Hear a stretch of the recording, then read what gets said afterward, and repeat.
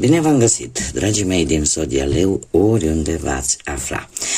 Bine ați venit pe canalul meu, Tarot Flori de Loto. Numele meu este Nina, pentru cei care nu mă cunosc, și ca de obicei mă bucur să vă am alături la fiecare lectură, atât pe dragii mei abonați, cum de asemenea și pe cei care poate sunteți pentru prima oară aici pe canal.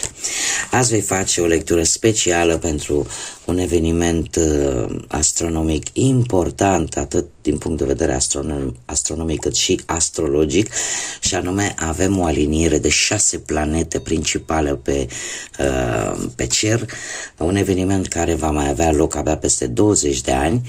Și de asemenea trebuie să vă mai spun că luna viitoare, în februarie, la aceste 6 planete se va adăuga o a 7-a planetă, lucru de care vom discuta la momentul respectiv. Așa, ca o mică paranteză și ca o mică curiozitate, o aliniere de 7 planete care va avea loc în februarie se va mai întâmpla abia în 2492, deci peste multe generații. Așa că, dragilor, am început anul 2025 în forță, îl continuăm în forță. Este un an, așa cum cei care mă urmăresc ați văzut poate din lecturile mele, va fi un an puternic, cu puternice transformări, cu puternice schimbări, cu schimbări foarte bruște care ne vor zgudui din toate încheieturile, dar care vine să aducă ordine cosmic, atât la nivel global cum și la nivel personal.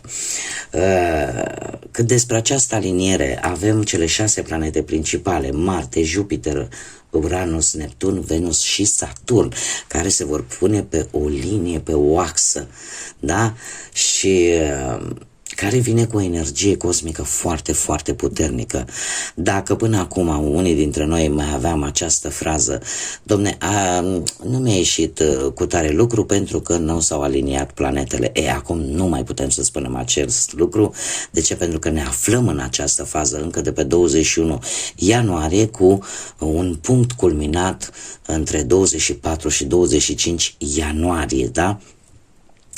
Așa că, dragilor, este un bun moment să manifestați Universului ceea ce vă doriți, să spuneți, să aflați răspunsurile care vă frământă, să găsiți soluțiile cele mai bune. Trebuie să vă spun că ceea ce voi manifestați în această perioadă poate schimba destinul întregului an. Pentru voi, în mod special, dragii mei din Leu, voi fiind un semn fix, e posibil să opuneți un pic de rezistență anumitor schimbări care vor apărea așa de niciunde, dar într-un final, asta pentru că zodiile fixe în general sunt foarte încăpățânate, sunt foarte fixe, nu le plac schimbările bruște și în general când își pun un scop anume, nu se lasă până nu merg până în pânzele albe ca să-l obțină. Dar uite că se întâmplă să fie nevoie câteodată și de anumite schimbări. Se pare că și voi, într-un final, toate aceste schimbări ușor te vor împinge să le accepti și să evoluezi. Cum de asemenea vreau să vă spun că toată această perioadă va fi plină de armonie, de foarte multă hotărâre și foarte multă determinare. Și de asemenea apar și șanse, oportunități foarte bune de care va trebui să profitați. Încă un mic lucru care zic eu că este important poate pentru unii dintre voi, așa ca cultură generală, cum să spun eu, pe partea asta religioasă se spune că, cel puțin în vechile vremuri, în antichitate, se spunea că alinierea planetelor anunță evenimente importante la nivel global și nu numai. Așa că, dragilor, haideți să vedem ce vine pentru dragii mei din Leu, indiferent că aveți Soare, Lună, Venus, ascendentul în zodia Leu. Această lectură este pentru voi și, desigur, nu uitați, voi sunteți stăpânii propriei voastre vieți, voi vă construiți viitorul. Vă rog din suflet să luați decât acele mesaje care rezonează cu voi.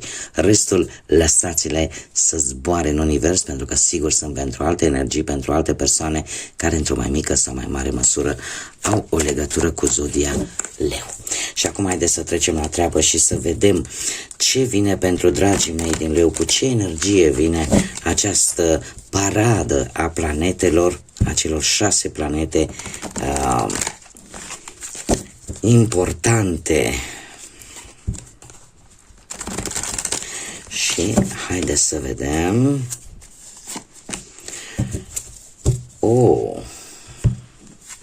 Foarte interesant, pentru că avem cifra 8, care este numărul reușitei, numărul puterii, numărul abundenței, dar în același timp și numărul autorității. Ne vorbește de ambiție, ne vorbește foarte interesant, mai ales că vorbim de un eveniment cosmic și de o energie cosmică, ne vorbește de o ordine cosmică, de destin, de liberul arbitru, de posibilitatea voastră de a alege, cum de asemenea ne vorbește de schimbări foarte importante, așa cum v-am spus încă de la început, dar de asemenea ne vorbește și de prosperitate. Faptul că avem zodia Balanță reprezentată aici îmi spune că e posibil, dragilor, să simțiți acea necesitate de a fi cât mai echilibrați, poate în ceea ce faceți, în a acorda poate mai multă atenție relației, sau poate în a căuta pur și simplu acea perfecțiune, da, sau să te apropii de perfecțiune, da, pentru că perfecțiunea nu are decât Dumnezeu și atât. Mergând mai departe, poate unii dintre voi căutați un echilibru în relație, armonie, da, sau poate că unii dintre voi simțiți oarecum că pierdeți controlul asupra unei anumite situații și cumva asta va aduce această stare de totuși de a echilibra un pic lucrurile. Ce vedem aici? Avem un fel de orbire, un fel de incapacitate de a vedea anumite lucruri. Se pare că unii dintre voi e posibil să fiți victima propriei voastre mentalități, să fiți victima propriului vostru mod de a gândi, de a vedea lucrurile, ca și cum este o situație care vă creează un pic de confuzie și este ceva, eu aș spune, normal pentru voi, dragilor. De ce? Pentru că, așa cum am mai spus, fiind o zodie fixă, foarte greu vă mută cineva de pe drumul vostru. În general, zodiile fixe, nu numai voi, și Taurul și Scorpionul și Vărsătorul sunt zodii care nu prea se adaptează foarte bine la anumite schimbări. De ce? Pentru că ei sunt foarte loiali, sunt foarte fixi și nu le place să lucreze cu jumătăți de măsură. Cert este că sunteți într-o, cum să spunem, parcă nu vreți să vedeți cu claritate o anumită situație. Parcă există o negare de a vedea de fapt ceea ce este, cum să spunem, ceea ce este real. Unii dintre voi e posibil să fiți în această incapacitate de a vă focusa și de a vedea de fapt care este realitatea. Da? Și atunci această carte vine cu un pic mai mult concentrare. Da? Indiferent de ce aspect al vieții vorbim. Am o mare rugăminte pentru toți cei care poate vă este greu să mă înțelegeți, felul meu de a comunica, felul meu de a vorbi. Îmi cer mii de scuze. Îmi pare rău când primesc comentarii, fac o mică paranteză că mi-am adus aminte acum, în care mi se spune, n-am înțeles nimic sau n-ai zis nimic. Dragilor, eu spun, dar eu spun pentru acele urechi și acele persoane care reușesc să treacă dincolo de acest ecran, fie el de telefon sau de calculator sau de televizor. Ideea care este, eu vreau să ajung la acele persoane cu care rezonez eu cu ei și ei cu mine. Că sunt persoane care, din păcate, nu rezonează cu mine, n-am niciun fel de vină. Ăsta e modul în care eu transmit și persoanele care mă urmăresc sunt sigură că ceea ce eu transmit ajung exact așa cum trebuie mesajele mele, informațiile pe care eu le dau la ei. Da? Așa, o mică paranteză și haideți să continuăm să vedem ce ne spune și tarotul. Să vedem ce vine pentru dragii mei din Leu în aceste zile atât de importante, cu ce energie vine.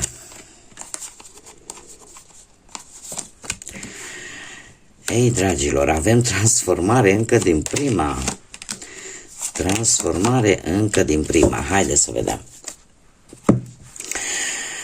Ce avem noi aici? Păi avem, nu știu dacă Zodia Scorpion vă spune ceva. Zodia Scorpion se repetă încă o dată Zodia Balanțe, la fel ca și la această carte. Dragilor, unii dintre voi, vreau să vă spun că cu acest arcan major apare moartea de fapt, reprezentată de Zodia Scorpionului, arată de fapt sfârșitul și începutul. Etape, cicluri din viața voastră care se încheie. E posibil ca unii dintre voi să faceți o mutare importantă în viața voastră, poate o schimbare de idei, poate renunțați la anumite principii care probabil că nu mai sunt de actualitate sau poate că v-ați dat seama că nu erau niște principii sănătoase care să vă ajute pe voi. Ne vorbește despre a îmbunătăți ceva prin renunțarea, închidere, sfârșire a unei modalități de a gândi, a unei situații, indiferent că este ea financiară, sentimentală sau profesională. Ceva trebuie să rămână în urmă, ceva trebuie să îi se pună final, pentru că nu era benefică pentru voi.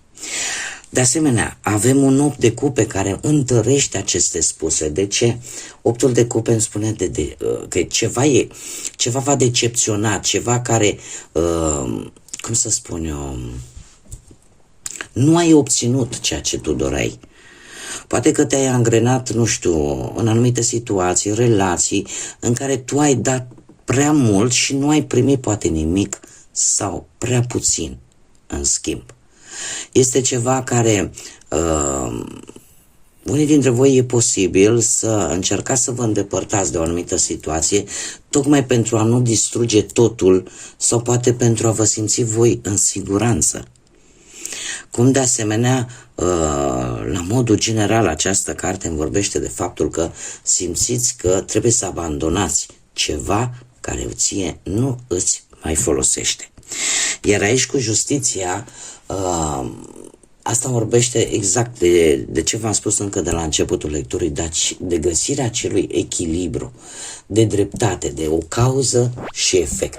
Cum de asemenea ne poate vorbi de legi, de norme, de rezolvarea unei situații relaționate cu, nu știu, cu o amendă, cu o sancțiune, cu ceva penal, cu o judecată, cu legături cu avocații, dar în general, pe general așa, e vorba de aflarea unui adevăr. Și în felul ăsta de a obține acest echilibru de care voi aveți atât de multă nevoie. Este, aș zice, pentru unii dintre voi, pur și simplu aveți nevoie de a vi se face dreptate. Poate simțiți că numai în felul ăsta vă puteți recupera acel echilibru, atât intern cât și extern. Trebuie să vă spun că este un proces care, pentru voi, tocmai pentru că sunteți o zodie fixă, se va desfășura pe o perioadă un pic mai lungă de timp. Nu va fi o perioadă rapidă. Într-adevăr, schimbarea poate să vină brusc. Dar dezvoltarea și transformarea în urma acestei schimbări va mai dura un pic, indiferent de ce situație vorbim, de pe ce plan al vieții. Sunt lucruri care nu se vor rezolva imediat. Dar știți cum e? E de ajuns să faci primul pas. Să ieși din această orbire. Să ieși din acest cont de umbră în care poate unii dintre voi a stat în ultima perioadă și să, pur și simplu, să lași anumite lucruri nefolositoare, să le lași în urmă. Chiar dacă îți va fi greu, pentru că trebuie să vă spun un lucru, în general, zodiile fixe renunță foarte greu, foarte greu, tocmai pentru că le place stabilitatea și că o caută în permanență pe toate planurile. Indiferent că vorbim de bani, indiferent că vorbim de dragoste, indiferent că vorbim de profesie, da? De carieră. Care este mesajul pentru voi, dragilor? Nicio problemă. Nu trebuie să... Asta nu înseamnă că nu trebuie să te sforțezi mai mult, de asta depui efort mai mult, pentru că consider că nu e niciun fel de problemă. Lasă un pic. Foarte interesant. Lasă un pic ceva ce ține de mândria ta, de orgoliu tău. Cumva, mai pe simplu, așa aș zice, lasă un pic orgoliul deoparte și privește la acele ziduri imaginare care se pun în drumul tău. Și în felul ăsta deja ești ca și câștigat. Deja ai câștigat. Aș zice eu, este o situație în care de multe ori orgoliu și mândria noastră, încăpățânarea asta noastră ne face să nu vedem de fapt lucrurile care au cu adevărat importanță. Și voi aveți o caracteristică ca și celelalte, că voi, pe lângă faptul că sunteți o zodie de fixă, sunteți și o zodie de foc. Și în general zodiile de foc sunt destul de mândre, de orgolioase, cu atât mai mult voi care sunteți niște lei și unde mândria voastră, sentimentul ăla de a străluci și de a fi acolo number one, în anumite momente din viață e posibil să vă și cauzeze. Îndemnul care este să nu-ți ridici ziduri tocmai din această cauză, din cauza orgolului. Da? Sunt momente în viață în care totuși totul trebuie să fie echilibrat într-o balanță, nu? Cu cât avem mai mult ego, mai multă mândrie, mai mult orgoliu, atunci putem da în narcisism, ceea ce nu este de dorit. Așa că probabil că mesajul trebuie să ajungă la anumite persoane din această zodie care poate țin prea cu dinți așa strânși, încleștați de un anumit sentiment de ego așa. Bun. Aceasta a fost mica mea lectură referitoare la acest important eveniment astronomic și astrologic în același timp. Eu vă aștept cu mare drag în continuare, mai ales pentru cei care încă nu s-au abonat, îi aștept să se aboneze, să ne întâlnim din nou aici pe canal, este gratuit.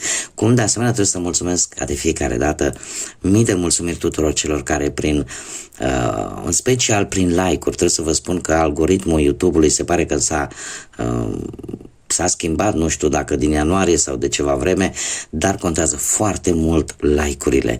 Bine, de asemenea, eu aștept cu mare interes și comentariile voastre atâta timp cât ele sunt raționale, rezonabile, mă scuzați. De ce să fac? Dacă trebuie să vorbesc și alte limbi străine, se întâmplă să mai încurc cuvintele, că sunt asemănătoare, dar aștept cu mare interes comentariile voastre, îmi fac timp să răspund tuturor și de asemenea distribuirilor și like-urilor pe care voi mi le lăsați și în felul ăsta vă aduceți aportul în dezvoltarea acestui proiect numit Tarot Flori de Loto. Iar în felul ăsta mărim această comunitate frumoasă a florilor de loto, care este traducerea din limba spaniolă a acestui canal. Flori de Loto, de fapt, înseamnă floare de lotus.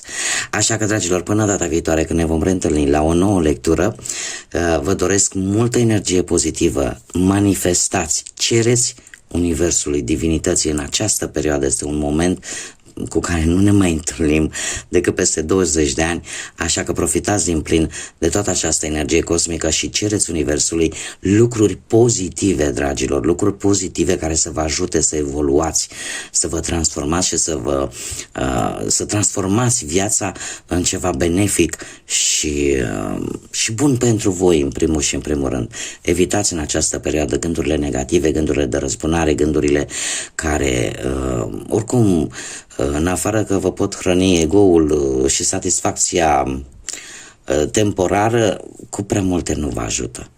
Așa că și doamnei Erica Mureșan, care este fenomenală și care îi dau un mesaj acum, este o luptătoare, este o leaică în adevăratul sens al cuvântului și sunt sigură că probabil dacă i-aș face harta natală, sunt sigură că are foarte multe planete de foc, în leu, și posibil să ai pe ceva și planete din Scorpion, nu știu, vreo planetă, vreun ascendent, ceva. Dar cu ocazia asta îi transmit salutări și mulțumesc tare mult pentru comentariile care le face de fiecare dată. Ești minunată, dragă Erica, și numai bine îți doresc. Cum de alminte vă doresc tuturor să aveți parte de această energie cosmică, să beneficiați din plin și să aveți parte de tot ceea ce voi vă doriți. Până data viitoare, ca de obicei, să fiți iubiți, dragilor!